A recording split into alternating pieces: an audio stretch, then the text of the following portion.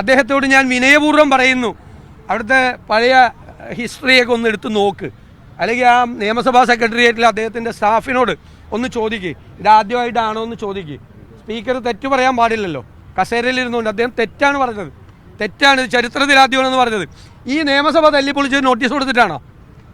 ഇന്ന് അവിടെ നിന്ന് ഉറക്കം സംസാരിക്കുന്നുണ്ടായല്ലോ മന്ത്രി വി ശിവൻകുട്ടി. ഇയാൾ മുണ്ട് മടക്കി കുത്തി ഡെസ്കിൻ്റെ മീതെ കയറി ഇതെല്ലാം തല്ലിപ്പൊളിച്ചത് നോട്ടീസ് കൊടുത്തിട്ടാണോ തല്ലിപ്പൊളിച്ചത്? എന്താണിന്ന് മന്ത്രി എം പി രാജേഷും വി ശിവൻകുട്ടി പറഞ്ഞത്? സോണിയാഗാന്ധിയുടെ പേര് വരുന്നത് തമാശയാണത്. സമനില തെറ്റിയവരെ പോലെയാണ് രണ്ട് മന്ത്രിമാർ സംസാരിച്ചത്. സോണിയാഗാന്ധിയാണ് സ്വർണ്ണക്കേസ് കൊള്ള നടത്തിയ 3 CPM നേതാക്കന്മാർ ജയിലിലാണ്. 3 പേര്, അറിയപ്പെടുന്ന 3 CPM നേതാക്കന്മാർ ജയിലിലാണ്. അവർക്കെതിരായി ഒരു നടപടി എടുക്കാൻ പോലും ധൈര്യമില്ലാത്ത പാർട്ടിയാണ് CPM. എന്നിട്ട് കടകംപള്ളി സുരേന്ദ്രന് വ്യക്തമായ പങ്കുണ്ട്.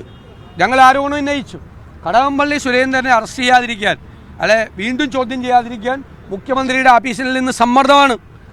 ഈ 3 പേർക്കെതിരായി, ജയിലിൽ കിടക്കുന്ന 3 പേർക്കെതിരായി നടപടി എടുക്കാതിരിക്കാൻ കാരണം എന്തുകൊണ്ടാണ് നടപടി എടുക്കാത്തത്? അവർ കൂടുതൽ നേതാക്കന്മാരുടെ പേരുകൾ വെളിപ്പെടുത്തുമെന്നുള്ള ഭയമാണ്. ആ ഭയം കൊണ്ടാണ് അവർ ഇവർക്കെതിരെ നടപടിയെടുക്കാത്തത്. സ്വർണ്ണക്കൊള്ള CPM നേതൃത്വം അറിഞ്ഞിട്ടുണ്ട്.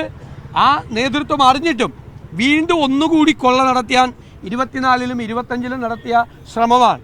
അതുകൊണ്ടാണ് മന്ത്രി വാസവൻ രാജിവെക്കണം.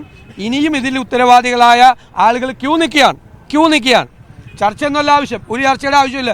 ഇത് മുഴുവൻ ചർച്ച ചെയ്തതാണ്, നിയമസഭയിലും ചർച്ച ചെയ്തതാണ്, പുറത്തും ചർച്ച ചെയ്തതാണ്. അതുകൊണ്ട് ഞങ്ങൾ സഭാ നടപടികൾ സ്തംഭിപ്പിച്ച് സമരം ചെയ്തു. സഭാ നടപടികൾ സ്തംഭിപ്പിച്ച് സമരം ചെയ്യുന്ന ആദ്യമായിട്ടാണോ?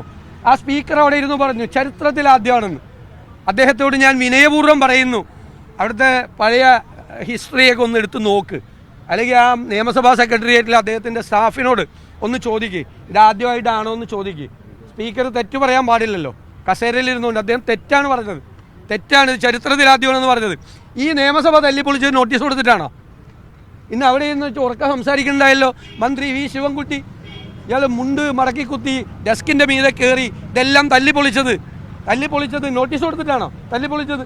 ഞങ്ങളൊരു അതിക്രമവും കാണിച്ചിട്ടില്ലല്ലോ നിയമസഭയിൽ ഇതുവരെ. ഈ 5 കൊല്ലം ഒരു അതിക്രമവും കാണിച്ചിട്ടില്ലല്ലോ. ഞങ്ങൾ ആ ഇതിൽ പോലും കയറിയിട്ടില്ല. ഇന്നിപ്പോൾ ഭരണപക്ഷമാണ് വന്ന് അവരുടെ മന്ത്രിമാരുടെ പ്രസംഗവും അവരുടെ നന്ദി പ്രമേയ ചർച്ചയും തടസ്സപ്പെടുത്തിയത്. അവരാണ് വന്ന് ബഹളം ഉണ്ടാക്കിയത്. അവരും വന്ന് ബഹളം ഉണ്ടാക്കുമായിരുന്നു.